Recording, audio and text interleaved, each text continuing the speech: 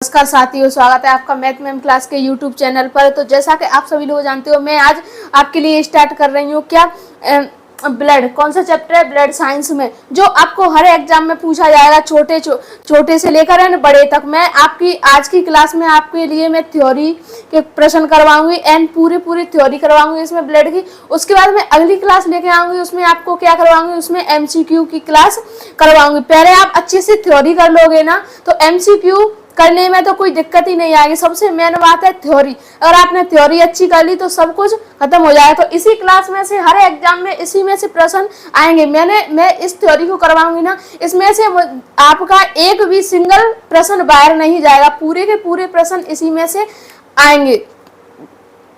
तो बच्चों की भारी डिमांड थी कि यूट्यूब पर थ्योरी कोई नहीं पढ़ाता है, एमसीक्यू करवा देते हैं। इसलिए मैंने सोचा कि क्यों ना मैं बच्चों के लिए कुछ खास करूं। इसलिए मैंने आज सोचा क्या कि मैं बच्चों के लिए आज ब्लड की पूरी थ्योरी की क्लास को कंप्लीट करवाऊंगी, उसके बाद एमसीक्यू करवाऊंगी, जिससे आपको कोई दिक्कत भी नहीं आएगी। तो चलो आज की क्लास को स्टार्ट करते हैं। अपन क्या दिया हुआ है, अपन काय के बारे में पढ़ रहे हैं, ब्लड के बारे में। सबसे पहले देखो, हम जिस चीज के बारे में पढ़ रहे हैं ना उसी को देखेंगे। सबसे पहले अपन काय के बारे में पढ़ रहे हैं, इसमें ब्लड के बारे में। तो एक ब्लड है ना, वो होता क्या है? ब्लड मतलब हमारे लिए, अब क्या देखते हैं सबसे पहले? फायदा। क्या देखते हैं? फायदा। तो वो ब्लड है ना, ब्लड हमारे लिए क्या फायदा करता है? जो हमारी बॉडी है उसमें ब्लड हमारे लिए क्या फायदा करता है? तो सबसे पहले क्या है, तो देखो ब्लड को अन्य कौन कौन से नामों से जाना जाता है? देखो, रक्त, रुधिर और खून, इन नामों से भी आया है अगर ऑप्शन प्रश्न में। तो क्या ब्लड को किन किन नामों से जाना जाता है? रक्त, रुधिर और खून। अब ब्लड के अध्ययन को क्या कहा जाता है? ब्लड के अध्ययन को क्या कहा जाता है बताओ? ब्लड के अध्ययन को देखो कहा जाता है क्या? हेमेटोलॉजी। ब्लड के अध्ययन को क्या कहा जाएगा? हेमेटोलॉजी, या इसको क्या कहा जाएगा? सेरोलॉजी। दोनों अगर मतलब ज्यादातर है तो यही पूछा जाता है, कौन सा? हेमेटोलॉजी। अगर बाई चांस सेरोलॉजी आया है ना तो वो भी ब्लड का अध्ययन कहलाता है। ठीक है, हेमेटोलॉजी और क्या? सेरोलॉजी। अब क्या है, देखो, अब अपना ब्लड है ना, मान के चलो सभी ने ब्लड देखा होगा, कैसे कलर का होता है? रेड कलर का। जो ये मेरी मार्कर दिख रही है ना, आपको दिख रही है ना, ये मार्कर का ये कैप दिख रहा है, ये कैसे कलर का है मुझे बताओ? रेड कलर का। तो जो अपना ब्लड है ना, हाथ कट जाता है यहाँ पर, तो जब हाथ कट जाए या कुछ भी कट जाए तो देखते हो ना, जब ब्लड निकलता है वो कैसे कलर का होता है? रेड कलर का होता है। ये मार्कर का ये कैप कैसा है? रेड कलर का। तो देखो क्या पूछ रहा है, ब्लड का कलर कैसा होता है? लाल। सबने सुना होगा ब्लड का कलर लाल होता है, पर आपको पता है क्यों होता है ब्लड का कलर या रक्त का कलर लाल क्यों होता है? पता है किसी को? नहीं पता आज तक, अभी किसी को नहीं पता है। तो चलो मैं बताऊंगी क्यों होता है ब्लड का कलर लाल। सभी को पता होता है कि लाल कलर होता है, और स्वाद कैसा होता है ब्लड का? नमकीन। कैसा होता है? नमकीन। कभी अपने हाथ में ऐसे ब्लड निकल आए तो जल्दी से ना मुंह में देते हो ना, तो उसका स्वाद कैसा होता है? नमकीन। तो लाल कलर किसके कारण होता है अपना ब्लड का? तो हीमोग्लोबिन के कारण ही हमारे रक्त का रंग कैसा होता है? लाल। अब मत भूलना, ये वाला प्रश्न बहुत बार पूछा जाता है क्या? अब मतलब किसी ने पढ़ा नहीं होगा, पहली बार पढ़ रहे हो, अगर आपको ये तो पता है कि रेड अपने खून का कलर कैसा होता है? रेड। पर ये नहीं पता कारण क्या है इसका रेड रहने का। तो क्यों होता है? हमारे ब्लड में क्या पाया जाता है? हीमोग्लोबिन। हीमोग्लोबिन के कारण ही क्या होता है? हमारे ब्लड का जो कलर है ना वो कैसा होता है? रेड। और ब्लड का पीएच मान कितना होता है? 7.4। और कैसा होता है? क्षारीय। इसमें मैं स्टार बना रही हूँ। ये वाला प्रश्न बहुत बार पूछा जाता है, हर एग्जाम में कंपलसरी है ये पूछना। तो क्या अपन याद रखेंगे? ब्लड का पीएच मान कितना होगा? 7.4। और कैसा होगा? क्षारीय। ठीक है। और ब्लड क्या है? यह एक तरल संयोजी ऊतक है। तरल कैसा है? लिक्विड। तरल मतलब एक लिक्विड। ठीक है, कैसा है? एक तरल संयोजी ऊतक है। अब ब्लड को मापने की मशीन को क्या कहते हैं? तो इसको मापने की मशीन को क्या कहते हैं? हेमेटोसाइटोमीटर। क्या कहेंगे इसको? हेमेटोसाइटोमीटर। ये ध्यान रखना, क्या कहेंगे ब्लड को मापने की मशीन को? हेमेटोसाइटोमीटर। और अध्ययन को क्या कहोगे? हेमेटोलॉजी। ध्यान रखना कि इनमें कंफ्यूज नहीं होना है। सीधे क्या ब्लड के अध्ययन को क्या कहोगे? मेरे साथ कहो, क्या कहोगे? हेमेटोलॉजी। और ब्लड को मापने की मशीन मापा किससे जाता है? तो हेमेटोसाइटोमीटर। कैसे? हेमेटोसाइटोमीटर। अब देखो, एक यूनिट ऑफ ब्लड, एक यूनिट में कितना ब्लड होता है? 350 से 400 ml। एक यूनिट ब्लड है ना, उसमें कितना होगा? 350 से 400 ml होता है, ठीक है। अब देखो मेल है ना, मेल में कितना सामान्य मतलब आदमी में या पुरुष में कितना वो होता है, सामान्य पुरुष में कितने लीटर रक्त होता है, तो 5.5 लीटर होता है, और फीमेल में कितना होता है 5 लीटर। देखो और ये क्या है, कुल शारीरिक वजन का 7% हिस्सा रक्त होता है। जो अपनी बॉडी है ना, ये देखो ये सभी, अब मेरी बॉडी है, जो मेरी बॉडी का पूरे का कुल वजन कितना होगा, 30 होगा, 35 होगा, 40 होगा, 50 होगा, जितना भी होगा, सबकी बॉडी है, सबका वेट अलग अलग होता है, तो सभी के उसी के हिसाब से क्या कुल शारीरिक वजन का 7% हिस्सा रक्त होता है। क्या होता है 7% हिस्सा क्या होता है, रक्त का होता है। अब ऐसे ही देखो रक्त का दाब मतलब ब्लड प्रेशर, सामान्य बीपी कितना होता है, ये वाला भी प्रश्न बहुत बार पूछा जाता है। ये रक्त दाब, ये वाला भी क्या, सामान्य बीपी 120 से 80 mm हाई एच होता है। और बीपी को मापने की, बीपी को कैसे मापा जाता है, कईयों बार ये भी पूछ लिया जाता है क्या, कि बीपी को कौन से यंत्र से मापा जाता है, या ये पूछ लिया जाता है सामान्य महिला या पुरुष में से बीपी कितना होता है, ब्लड प्रेशर कितना होता है, तो 120 80 mm Hg। तो इसको कैसे मापते हैं, स्पेगनोमीटर से, कैसे स्पेगमेनोमीटर से मापते हैं, ठीक है, इसको मापते हैं, ठीक। ये वाले एक अभी अपने क्या पढ़ा, अपने ब्लड के बारे में, तो सबसे पहले जो पढ़ा है उसका रिवाइज करेंगे बिना देखे, ठीक है, मेरे साथ सभी बोलोगे। तो ब्लड का पीएच मान कितना होता है 7.4, और कैसा होता है क्षारीय, ठीक है। ब्लड क्या है, संयोजी ऊतक है। ब्लड के अध्ययन को क्या कहते हैं, हेमेटोलॉजी या सेरोलॉजी। और ब्लड को जो मापते हैं ना, उस मशीन को क्या कहते हैं, हेमेटोसाइटोमीटर। क्या कहेंगे, हेमेटोसाइटोमीटर, ठीक है। ये उसको कौन कौन से नामों से जानते हैं, और क्या, एक यूनिट में कितना ब्लड होता है, तो 300 से 350 से 400 या 450 की समथिंग होता है। इतना सब पढ़ा। और पता है ना, अपना जो ब्लड है ना, हाथ कट जाता है, वो जो ब्लड निकलता है उसका रंग लाल तो होता है, तो सभी को पता है, पर कारण क्या है उसका लाल होने के पीछे, क्या, हीमोग्लोबिन। हमारी बॉडी में क्या है, हीमोग्लोबिन। उसी के कारण क्या होता है, जो अपने ब्लड का रंग है ना, वो कैसा होता है, लाल। अब क्या देखेंगे, ब्लड का निर्माण, मतलब ये बनता कहाँ है ब्लड, जो अपनी बॉडी है ना, कहीं ना कहीं पे तो बनता हुआ ब्लड। एक दिमाग में प्रश्न उठना चाहिए सभी के में, क्या, अब इतना सारा सब पढ़ लिया, इतने के बाद ये भी तो उठना चाहिए ना प्रश्न, क्या कि ये सब काम होता है, बट ब्लड हमारे शरीर में बनता कहाँ है, कौन सी जगह बनता है, कब बनता है, क्या होता है। तो देखो ब्लड का निर्माण, फॉर्मेशन ऑफ ब्लड। देखो भ्रूण में क्या बनता है, ये लीवर में। भ्रूण मतलब जो छोटा बेबी होता है ना, 2-3 महीना का, इसको क्या कहते हैं, भ्रूण। तो मतलब भ्रूण के में कहाँ बनता है, लीवर में। इसका निर्माण कहाँ पर होता है, लीवर में। और वयस्क पुरुष, उसमें उसके मतलब वयस्क पुरुष में कहाँ होता है, बोन मैरो में या अस्थि मज्जा में। देखो बोन मैरो ऐसी होती है, बना के देखो, मान के चले, ये क्या है, अपनी बोन मैरो होती है, बोन मैरो। अब यहीं पे क्या हुआ, यहीं पे ये रेड जैसे ये क्या हुआ, यहीं पे काय का निर्माण होता है, बोन मैरो में ही काय का होता है, ब्लड का निर्माण होता है। ये क्या है, बोन मैरो। अब ये निर्माण देख लिया, और ये ब्लड देख ली, ब्लड के बारे में सब कुछ अपन ने जान लिया, निर्माण के बारे में अपन ने जान लिया कि निर्माण कैसा होता है। अब क्या देखेंगे, ब्लड के कार्य क्या देखेंगे। जब अपनी बॉडी में ब्लड है, मतलब उसका इतना काम है, अभी पड़ा है, फॉर्मेशन यहाँ पर होता है, बट ये है तो क्यों है, करता क्या है ये अपनी बॉडी में, इसका काम क्यों है, क्योंकि हमारी जो बॉडी है ना, उसमें सभी अंग है ना, वो सभी अंग है ना, वो कोई ना कोई तो सभी कार्य करते हैं, इसलिए पाए जाते हैं।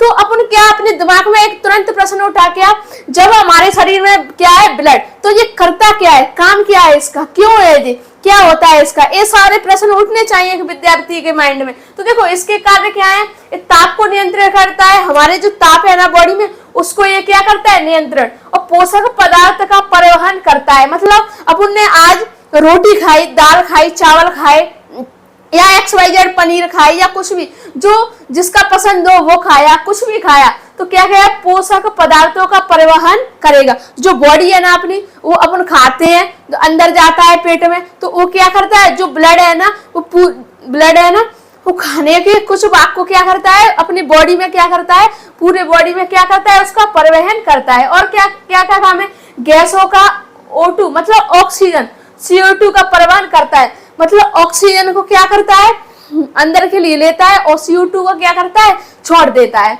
ठीक है, अब उत्सर्जी या अपशिष्ट पदार्थों का परिवहन करता है या इनको बाहर निकालता है। ठीक है, अभी क्या है, ये हार्मोन्स का भी परिवहन करता है, शरीर की रक्षा करता है, अपनी बॉडी की क्या करता है, रक्षा। जब अपनी बॉडी कहीं पर भी कट जाती है या XYZ कुछ भी हो जाता है तो क्या करता है, तुरंत ब्लड क्लॉटिंग हो जाती है। इसके बारे में भी अभी मैं पढ़ाऊंगी। ठीक है, ये क्या है, रक्त का थक्का जमना, रक्त का थक्का भी जम जाता है। मान के चलो ये मेरा हाथ है, अगर मेरा हाथ यहाँ से कट गया, खून निकलता है 4 मिनट तक, मान के चलो 4-5 मिनट तक निकलेगा। अपन उसको क्या करेंगे, जैसे मेरे हाथ में से ये खून निकल रहा है तो उसको ऐसे दबा लेंगे तो 2-3 मिनट बाद अपने आप रक्त रुक जाता है। तो उसी को क्या कहते हैं, रक्त का थक्का जमना। बताऊंगी मैं रक्त का थक्का कैसे जमता है। तो ये कार्य क्लियर हो गए सभी को।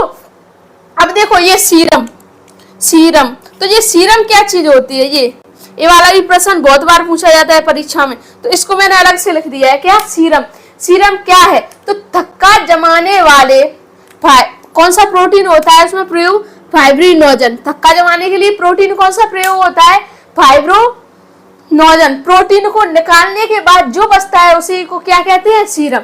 नहीं पता, ये हमको नहीं पढ़ना, सीधी सी बात याद रखनी है। क्या सीरम क्या है, जो फाइब्रिनोजन प्रोटीन है ना, उसको निकालने के बाद जो सब कुछ और जो सब कुछ बचता है उसी को क्या कहते हैं, सीरम कहते हैं। अभी की इस वाली स्लाइड में अपन ने जो पढ़ा था उसका रिवीजन करेंगे। तो देखो कार्य क्या है, रक्त के हार्मोन्स का परिवहन करता है, पोषक तत्वों का परिवहन करता है। ठीक है, पोषक तत्वों का परिवहन करता है, ताप का नियंत्रण करता है, शरीर की रक्षा करता है, रक्त का थक्का जमाता है, और क्या करता है, उत्सर्जी पदार्थों को या अपशिष्ट पदार्थों का भी परिवहन करता है और उनको, ठीक है, ये वाला ये क्लियर। और आपको क्या है, सीरम क्या होता है, फाइब्रिनोजन प्रोटीन को निकालने के बाद जो शेष बचता है ना उसी को क्या कहते हैं, सीरम। अब क्या करोगे आप, इस स्लाइड का चाहो तो स्क्रीनशॉट ले सकते हो लोग।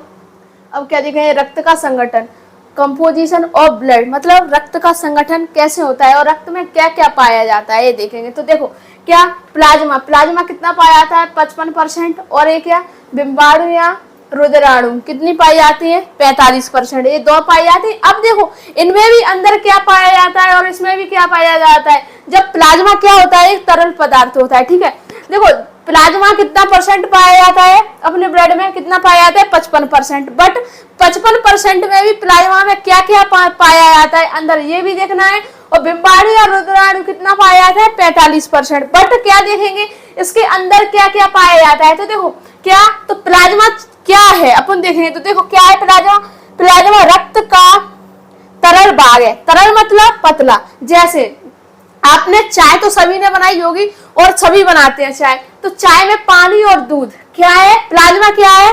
जैसे अपन चाय बनाते हैं ना, जब वो चाय बनाते हैं, ऐसे मान के चलो ये अपनी क्या है, ये गैस। ठीक है, ये क्या है, गैस। अब इस पे क्या रख दी अपन ने, भगोनी में या जो कुछ में भी बनाते हैं उसमें रख दी। तो ये क्या है, गैस है, क्या है, एक भगोनी। तो देखो इसमें सबसे पहले क्या डालेंगे, चाय में क्या डालेंगे, पानी। और क्या डालते हैं चाय में, दूध डालते हैं ना, चाय में पानी और दूध।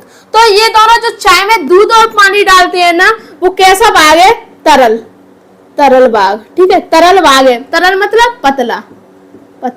कैसा भाग है, तरल। जब चाय बनाते हैं ना तो चाय में दूध और पानी डालते हैं ना, तो वो एक कैसा भाग है, तरल भाग। मतलब वो कैसा भाग है, तरल मतलब पतला भाग, क्या, प्लाज्मा। और जब दूध में, मतलब जब चाय में चीनी और क्या डालेंगे, चाय में चीनी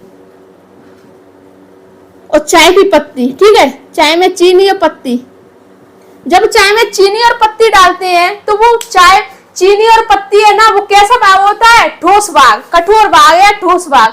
तो देखो इसी से याद रखना कि ठोस भाग क्या होता है, तरल भाग क्या होता है। इसी में बच्चे ज्यादा कंफ्यूज होते हैं कि तरल, चलो पढ़ा तो सब देते हैं, यूट्यूब पे बहुत सारी क्लास चल रही है, पढ़ा रहे हैं, पर एक एक कॉन्सेप्ट को क्लियर करना, एक एक डाउट को क्लियर करना है। यहाँ क्लास में मैं आपका एक एक डाउट आराम से क्लियर करूंगी। जिसको भी जो डाउट है मुझे कमेंट बॉक्स में बता दिया करो कि मुझे मैम ये समझ में नहीं आ रहा, तो मैं उसका सॉल्यूशन दूसरी वाली क्लास में लेकर आऊंगी।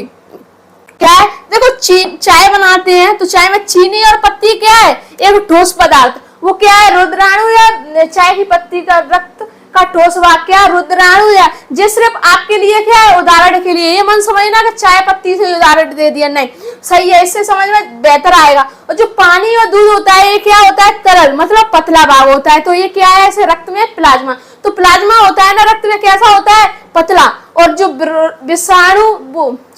बिम्बाणु या रुद्राणु होते हैं वो कैसे होते हैं, ठोस भाग होते हैं। ठीक है, इतने से समझ में आ गया। अब देखो यहाँ पर चाय में, इसमें पानी कितना पाया जाता है प्लाज्मा में, क्योंकि प्लाज्मा पतला होता है तो सबसे ज्यादा उसमें क्या पाया जाएगा, पानी।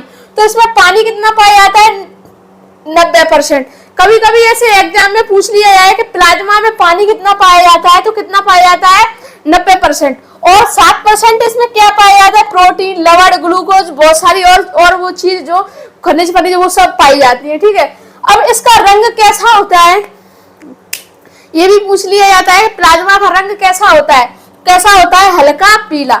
हल्का पीला होता है, बट किसके कारण होता है, दिमाग में प्रश्न उठना चाहिए ना कि प्लाज्मा का रंग कैसा होता है, हल्का पीला होता है, बट क्यों होता है, कारण क्या है इसके हल्का पीला होने का, तो क्या कारण है इसका, बिलिरुबिन। तो बिलिरुबिन के कारण ये जो प्लाज्मा का कलर है ना हल्का पीला, उसी के कारण होता है, किसके कारण, बिलिरुबिन के कारण। प्लाज्मा वाला भाग कंप्लीट है आपका। अब आ जाए इस स्लाइड पे, बिम्बाणु या रुद्राणु कितने पाए जाते हैं, 45% पाए जाते हैं। बट इसमें भी 45% में क्या क्या पाया जाता है, ये दिमाग में बात आनी चाहिए। तो बिम्बाणु या रुद्राणु कैसा भाग होता है, ठोस। कैसा होता है, ठोस। जबकि प्लाज्मा कैसा था, तरल। जैसे चाय पत्ती का उदाहरण मैंने दिया था, दूध पानी का भी दिया था, याद है ना सभी को, ये देखा है। तो चाय की पत्ती और चीनी, तो इसमें क्या क्या पाया जाता है, WBC पाई जाती है, RBC, WBC और प्लेटलेट्स। क्या, RBC, WBC और प्लेटलेट। इसका वैज्ञानिक नाम क्या है, एरिथ्रोसाइट। ये कितनी पाई जाती है, 50 लाख या 5 मिलियन। अब इसका जीवन काल कितना होता है, 100 से 120 दिन। कितना होता है, 100 से 120 दिन। ठीक है, अब ये WBC, इसका वैज्ञानिक नाम क्या है, ल्यूकोसाइट। तो ये अपनी बॉडी में, WBC है ना, तो अपनी बॉडी में कितनी पाई जाती है, 10,000। कितनी पाई जाती है, 10,000। और इनका जीवन काल कितना होता है, 4 डे। कितना होता है, 4 दिन। बस अपनी बॉडी में ये 4 दिन तक ये क्या करती हैं, जीवित रहती हैं। ठीक है, अब ये क्या है, प्लेटलेट्स। तो इसका नाम क्या है, इसका वैज्ञानिक नाम क्या है, थ्रोम्बोसाइट। क्या नाम है इसका, थ्रोम्बोसाइट। बार बार बोलो, एक बार बोलो, 2 बार बोलो। जब पहली बार पढ़ते हो तो ये अजीब जैसा लगता है, बट जब इसको ही 1-2 बार रिवाइज करते रहते हो ना, तो अच्छा लगता है। ठीक है, तो देखो अच्छा लगता है क्या, वो तो आ ही जाता है अपनी जुबान पे तुरंत। तो इसका नाम क्या है, थ्रोम्बोसाइट। ये कितनी पाई जाती है हमारी बॉडी में, हमारी ये क्या है, बॉडी हमारी और तुम्हारी उसके भी, जिससे आप बात करते हो, उसकी भी बॉडी में पाई जाती है क्या, प्लेटलेट्स। तो कितनी, 2 लाख। इनका जीवन काल कितना होता है, 7 से 10 दिन। अगर उसको भी नहीं पता हो, जिससे तुम बात करते हो, पूरी रात बतियाते हो, तो उसको भी बता देना कि आपकी बॉडी में जो WBC है ना इतनी होती है, RBC है ना उतनी होती है। तो बात करने के साथ साथ में जो वो पढ़ाई कर रहा होगा या जो कर रही होगी लड़की होगी, तो अगर उसको भी हेल्प मिल जाएगी, या ये वीडियो अच्छी लग रही हो तो उसको भी शेयर कर देना, और अच्छी लगे तो लाइक भी करना जरूर। तो देखो ये इतना सा समझ में आया, रक्त का संगठन कैसे होता है। रक्त में 2 चीज पाई जाती है, इधर नहीं मेरी तरफ देखो और बोलो। रक्त में 2 चीजों से संगठन होता है, क्या कैसे, प्लाज्मा से, और पहला प्लाज्मा और दूसरा क्या, बिम्बाणु या रुद्राणु। ठीक है, तो जो बिम्बाणु या रुद्राणु वाला भाव होता है ना, वो कितना होता है, 45% होता है।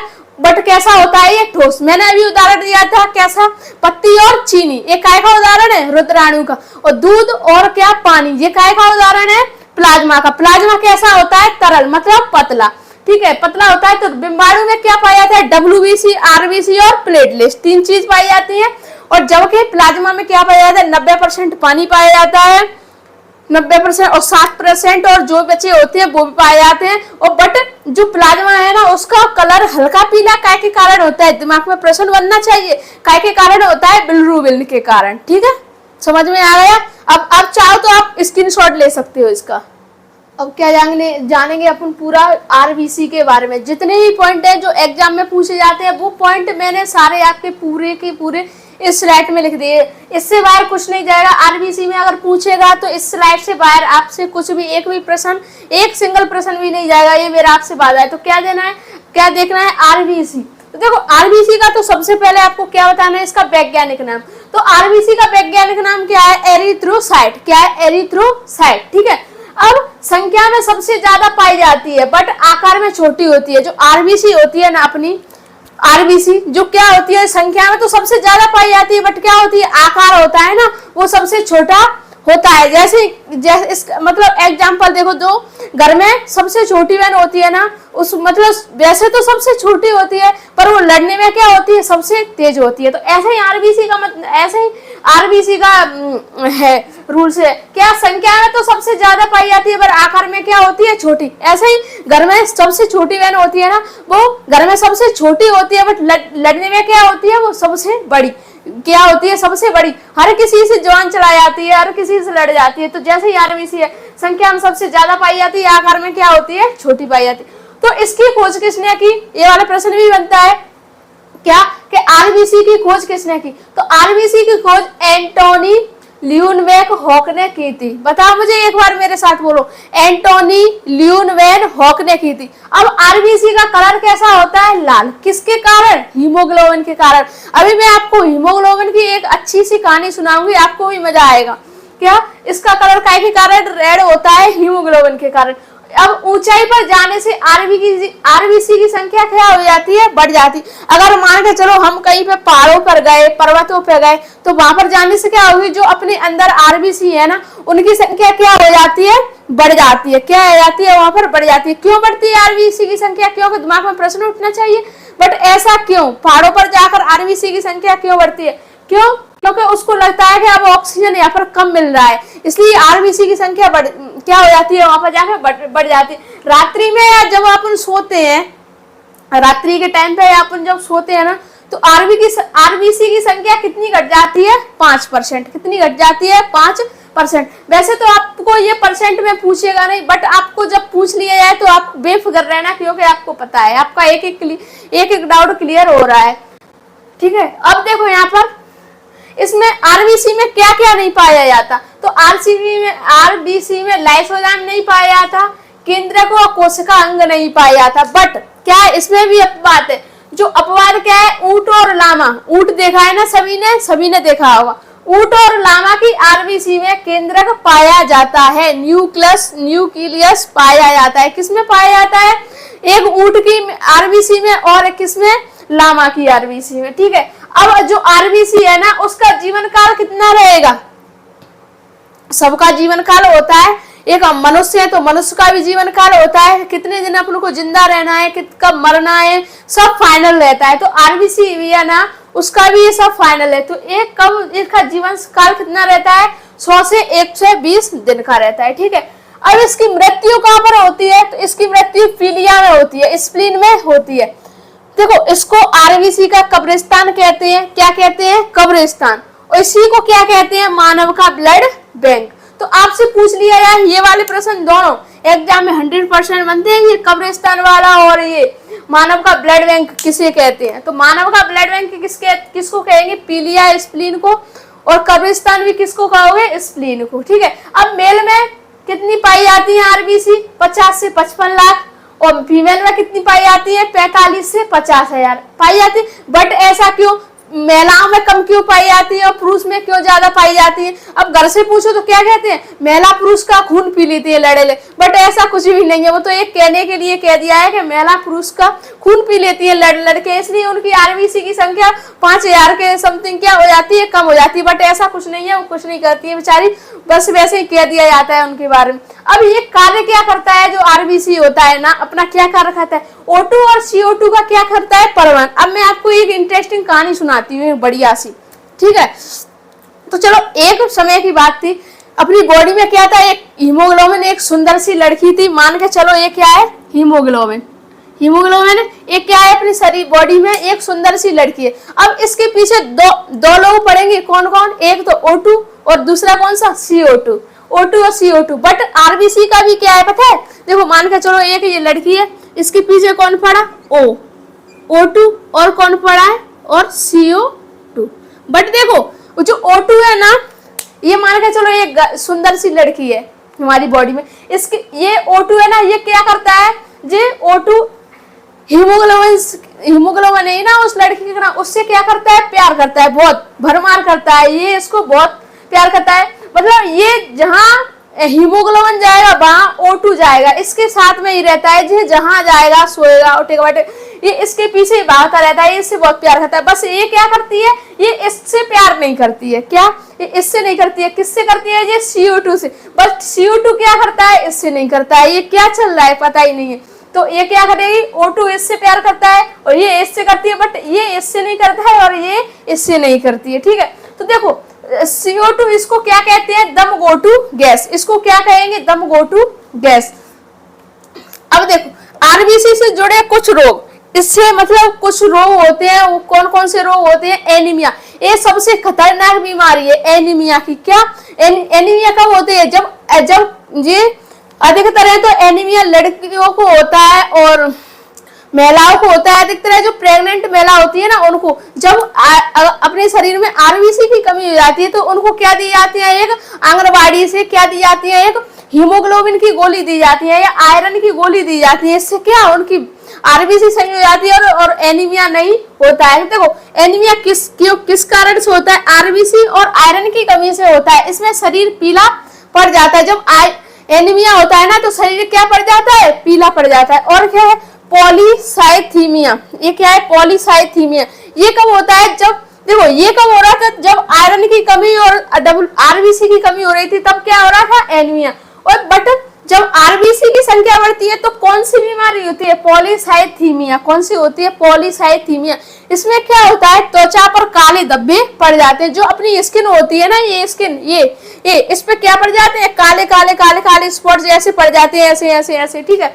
अब ये क्या है, थैलीसीमिया, ये मत कह दियो कि थैलीसीमिया कि मतलब थैलीसीमिया ये मत कह दियो घर पे जाके क्या बोल दोगे, थैली है भाई लइयो भाई सीओ, नहीं, क्या है ये, थैलीसीमिया। तो ये क्या है, एक अनुवांशिक बीमारी है। इसमें क्या होता है, हीमोग्लोबिन के निर्माण में गड़बड़ी होती है। जो अपना हीमोग्लोबिन, जो एक सुंदर सी लड़की थी ना, उसके निर्माण में क्या हो जाती है, गड़बड़ी हो जाती है। बच्चों को बाहर से खून की क्या पड़ती है, इसमें जरूरत पड़ती है। इतना सबको समझ में आ गया, ठीक है, समझ में आया ना, सभी को समझ में आना चाहिए, क्योंकि एक एक पॉइंट क्लियर किया है मैंने यहाँ पर, ठीक है। अगर वीडियो अच्छी लग रही हो तो लाइक कर दो और अपने दोस्तों को भी शेयर कर दो। इतना सब हो गया। अब चाहो तो आप इसका स्क्रीनशॉट ले सकते हो।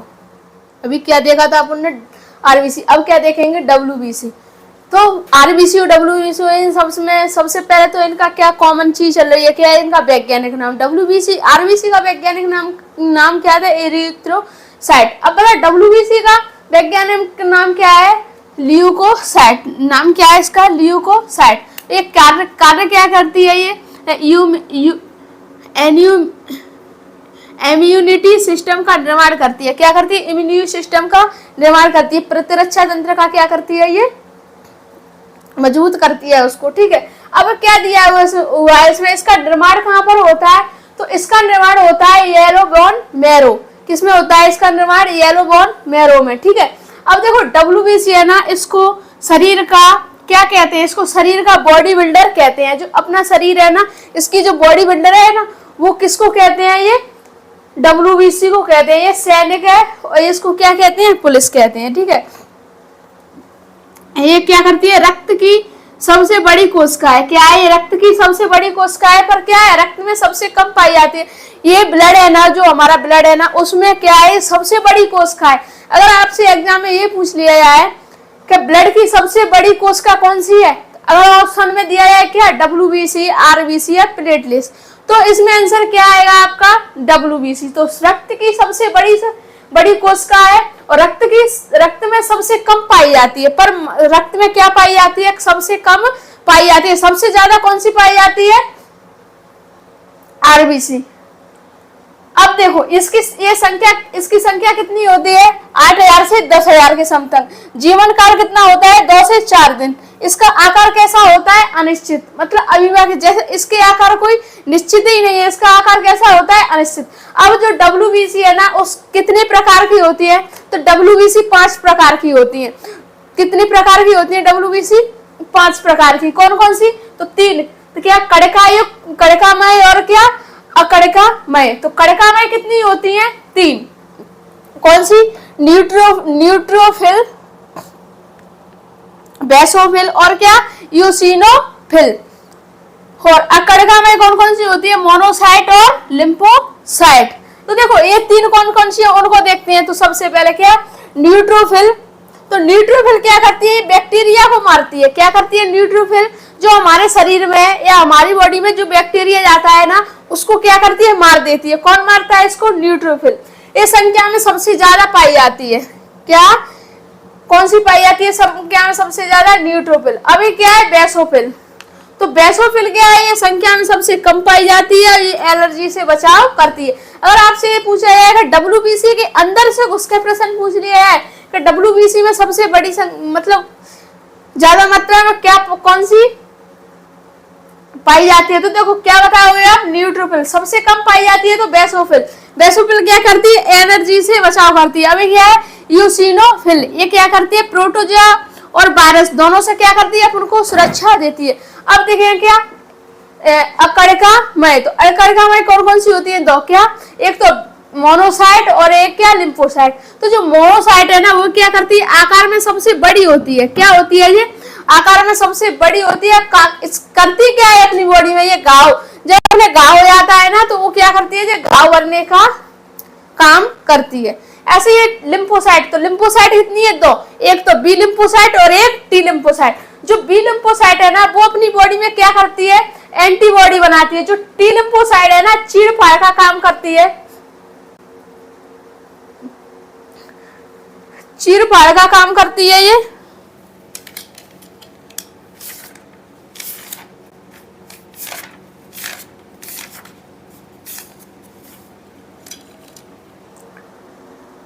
चीड़ फाड़ का काम करती है। कौन सी करती है? चीड़ फाड़ का काम बी लिम्फोसाइट। हाँ, टी लिम्फोसाइट क्या करती है? चीड़ फाड़ का काम करती है। और ये मैच्योर काय में होती है? थाइमस ग्रंथि में। अगर आपसे ये वाला प्रश्न बहुत बार पूछा जाता है, कौन सा? ये वाला। क्या अगर आपसे प्रश्न में ये पूछ लिया जाए जो टी लिम्फोसाइट है ना वो कहाँ पर मैच्योर होती है, तो आप इसका उत्तर क्या लगाओगे?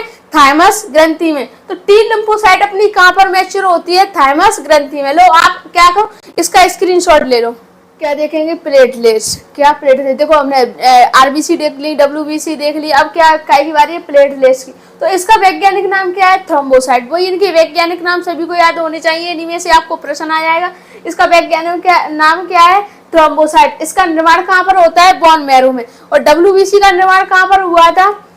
येलो बोन मैरो में। और आरबीसी का निर्माण कहाँ हुआ था? रेड बोन मैरो में। इन तीनों का निर्माण भी बोन मैरो में ही होता है। इसकी मृत्यु लीवर में होती है। इससे बीमारी कौन सी होती है? डेंगू। अगर डेंगू हो जाती है ना तो ऐसे खड़े रहते हैं ना, जो खड़ा रहेगा व्यक्ति वो भी उस पे भी नहीं चला जाएगा, एकदम से ऐसे लिथराएगा और गिर जाएगा, ऐसे गिर पड़ेगा और खड़ा भी नहीं हो पाएगा, चाहे वो किसी भी उम्र का हो। डेंगू बहुत खतरनाक बीमारी है। इसमें क्या होता है? जो प्लेटलेट है ना वो तेजी से गिरती जाती है, पता ही नहीं चलता। अगर आपको डेंगू भी हो गया तो इससे बचाव के लिए कहते हैं ना घर पे कि हमको जो डेंगू हो गया ये क्या होता है, कैसे, अगर आपको इसके बारे में सब कुछ पता होगा तो आप उसको बता सकते हो कि डेंगू ये होता है, इसमें ये खाना चाहिए। तो देखो डेंगू से बचने के लिए अपन को क्या खाने चाहिए? पपीते के पत्ते और क्या बकरी का दूध पीना चाहिए, और एक केवी फल आता है वो खाना चाहिए, और चमचम, वो सफेद वाले रसगुल्ले बोलते हो ना उसको, वो चमचम वो खानी चाहिए। इनसे आपकी क्या है? प्लेटलेट सही हो जाती है। और डॉक्टर का इलाज तो लेना चाहिए। अब इसका संख्या कितनी होती है हमारी बॉडी में? प्लेटलेट की संख्या कितनी होती है? 1.5 लाख से 4.5 लाख। और इसका जीवन काल कितना होता है? 7 से 10 दिन का। इसमें केंद्रक नहीं पाया जाता है, प्लेटलेट्स में केंद्रक नहीं पाया जाता है। ठीक है, अब इनका क्या रेशो? आरबीसी, WBC और प्लेटलेट का तो रेशो कितना है? 600:1:40। तो 600 आरबीसी पर क्या होती है? 1 WBC होती है। अब देखो क्या बताऊंगी मैं आपको, जो ब्लड क्लॉटिंग होती है ना, जो जब हमारा हाथ है, जो मेरा हाथ है, इसमें से एक नस कट जाएगी या हाथ कट जाएगा तो ब्लड क्लॉटिंग किसको कहते हैं? रक्त के थक्का जमना को। रक्त का थक्का जब हमारी बॉडी में जमता है तो वो कैसे जमता है, उसके जमता है, उसके लिए क्या क्या प्रोसेस होती है हमारी बॉडी में, क्या क्या होता है। जब हमारा रक्त का थक्का 4 मिनट में जम जाता है, मेरा हाथ यहाँ से कट गया, रक्त निकल रहा है, रक्त निकल रहा है ना, तो वो रक्त ऐसे 4 मिनट में क्या कारण क्या है उसका, जो बंद हो जाता है अपने आप तुरंत। ठीक है, तो मैं आज उसी डाउट को क्लियर करूंगी। तो क्या रक्त का थक्का जमना, ब्लड क्लॉटिंग कितनी 4 मिनट में जमता है। तो सबसे पहले क्या होता है उसमें,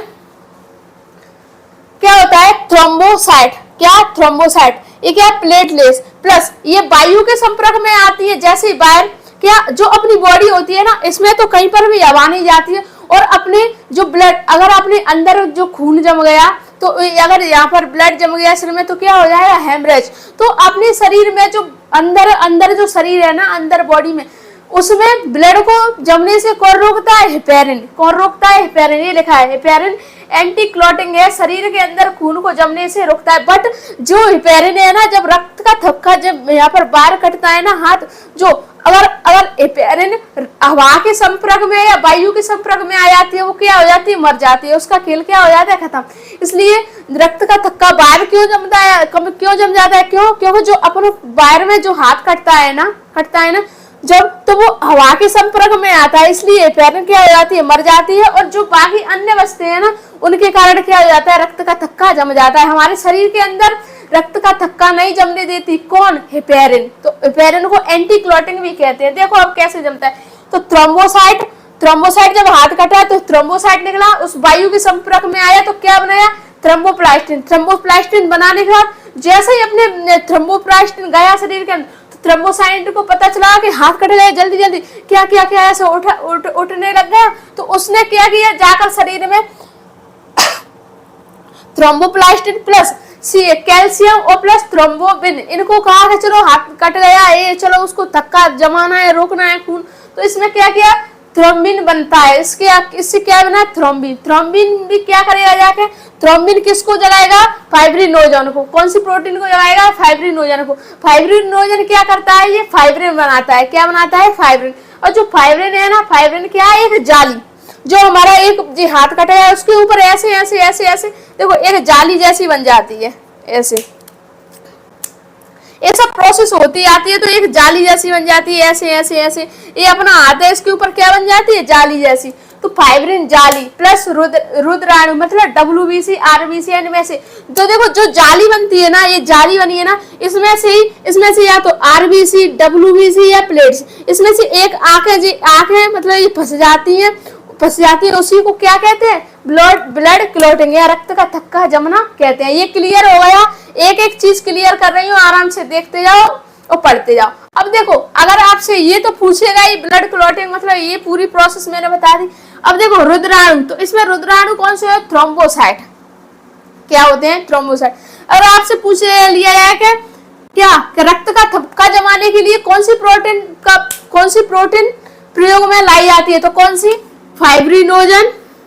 फाइब्रिनोजन और कौन सी? प्रोथ्रोम्बिन। अगर आपसे पूछ लिया है कि रक्त का थक्का जमाने में ब्लड क्लॉटिंग में कौन सा तत्व या धातु उपयोग में लाया जाता है आता है, तो कौन सी? कैल्शियम। क्या? कैल्शियम। अगर आपसे विटामिन के बारे में पूछ लिया है तो कौन सी विटामिन? विटामिन के। विटामिन के का प्रयोग तो बहुत अधिक है इसमें। और एग्जाम पॉइंट के हिसाब से क्या, जब WBC पढ़ाई थी मैंने, ये लिखना भूल गई। देखो अब सबसे बड़ी WBC कौन सी है? मोनोसाइट। और सबसे ज्यादा न्यूट्रोफिल। इन दोनों में से आपसे पूछे या रोचक तथा परीक्षण डोज क्या? हेपेरिन क्या है? एंटी क्लॉटिंग, जो शरीर के अंदर है ना, अपने को खून को नहीं जमने देती है। अगर हमारी बॉडी में रक्त का थक्का जमा गया ना, तो हमारी मृत्यु हो जाएगी। अगर देखो मान के चलो डॉक्टर है, डॉक्टर जब इंजेक्शन लगाता है, उसको देखना जब वो लगाएगा, क्या डॉक्टर जब इंजेक्शन लगाता है तो जब वो उसमें दवाई भरता है ना, तो उसको ऐसे ऐसे ऐसे करता है, और उसमें से ऐसे ऐसे करके उसमें से 2-4 बूंद टपका देता है ना दवाई की। तो वो क्यों टपकाता है? क्योंकि अगर इंजेक्शन के साथ अगर हवा चली गई अंदर तो क्या हो जाएगा? हवा से हमारी क्या हो जाएगी? हेपेरिन मर जाएगी। इसलिए हेपेरिन मर जाएगी। चलो हेपेरिन तो, और क्या हो जाएगा? जहां पर इंजेक्शन लगाएंगे वहां पर एक गांठ सी पड़ जाएगी या रक्त जम जाएगा। तो तो इसी को क्या कहते हैं, रक्त जम जाएगा। तो अंदर खून नहीं जमना चाहिए, अगर अंदर खून जम गया ना तो मृत्यु हो सकती है। इसलिए अगर आपके मतलब बाई चांस गलती से जम भी गया और आप फिर डॉक्टर के पास जाओगे, ये डॉक्टर साहब ये क्या हो रहा है हमारे हाथ में, जी यही टाइट सा ही होता जा रहा है, तो डॉक्टर अपनी गलती नहीं बताया, वो क्या कहेगा, थोड़ा गर्म पानी ले लेना, गर्म पानी से ऐसे कर लेना या बर्फ फेल लेना, पर वो सही बात को नहीं बताएगा आपको। इसलिए आपको ये सब जानकारी होनी चाहिए। ठीक है, आज की क्लास अपने यहीं तक रखते हैं। अगर आपको क्लास पसंद आई हो तो वीडियो को लाइक करना, चैनल को जरूर सब्सक्राइब कर लेना और साथ में एक प्यारा सा कमेंट करके बताना कि आज की आपको हमारी क्लास कैसी लगी। साथ ही साथ क्लास को अपने दोस्तों को भी शेयर कर देना। धन्यवाद।